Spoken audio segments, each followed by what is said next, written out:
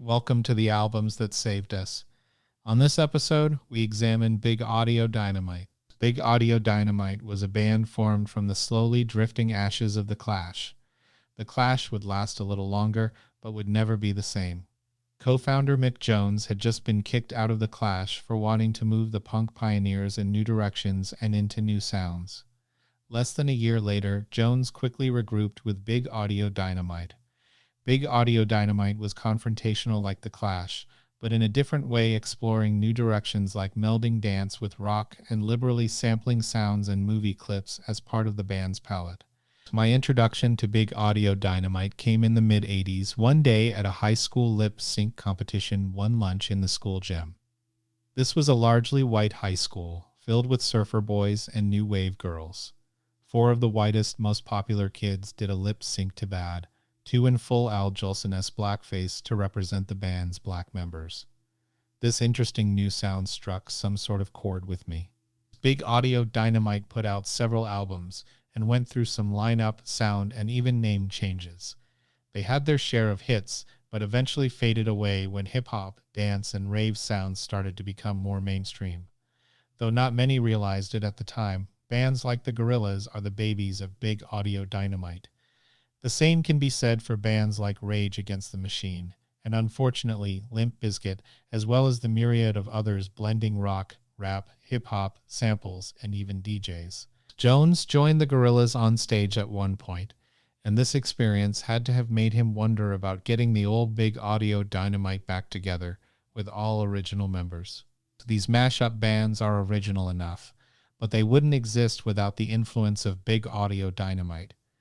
Aerosmith, Run DMC, and the Beastie Boys get a lot of credit for bringing hip-hop to the white kids and making it safe, but I think many more white kids besides me heard samples and hip-hop beats blended with rock for the first time in that sweaty Southern California gym.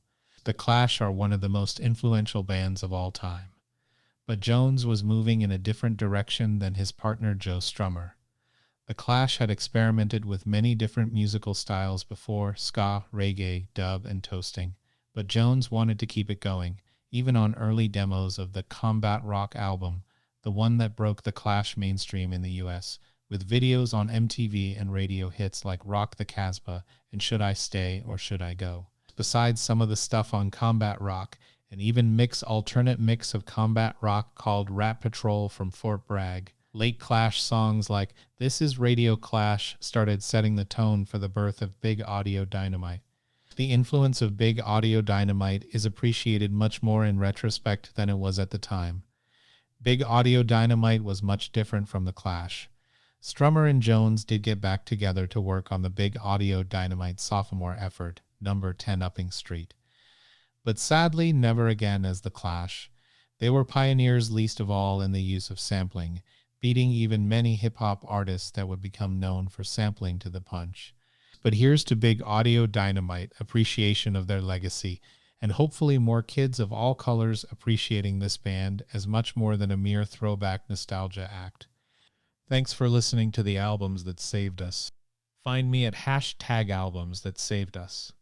Email me at albumsthatsavedus@gmail.com with feedback, criticism, ideas, albums, or bands you want to hear or talk about.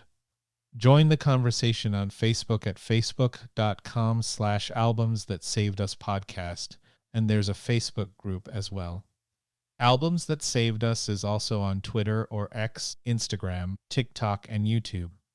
If you like Albums That Saved Us, please also help spread the word. Share the links and tell some friends. Call in and leave a comment or question. Thanks for listening. See you next time.